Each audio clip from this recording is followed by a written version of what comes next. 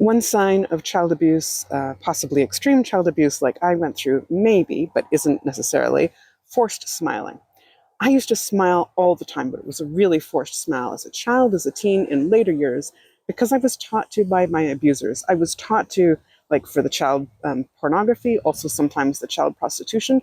I was also taught sometimes during torture to smile. And they wanted this because it was a way to try and cover the abuse when I was in public. So I was taught to smile all the time in public. And it was a very forced smile, kind of like a grimace.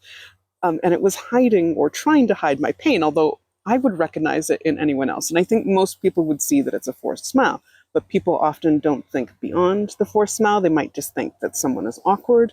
But for me, it was another sign of child abuse and torture. And it's not true for every child or adult who's doing that, of course. But it is a way to try and mask the pain and mask the trauma and mask the abuse. And it was a way that I was taught by my cult abusers. And it's something that I did, my first good therapist told me, even when I was talking about the torture and the abuse that I'd been through, it was definitely a forced smile and a grimace.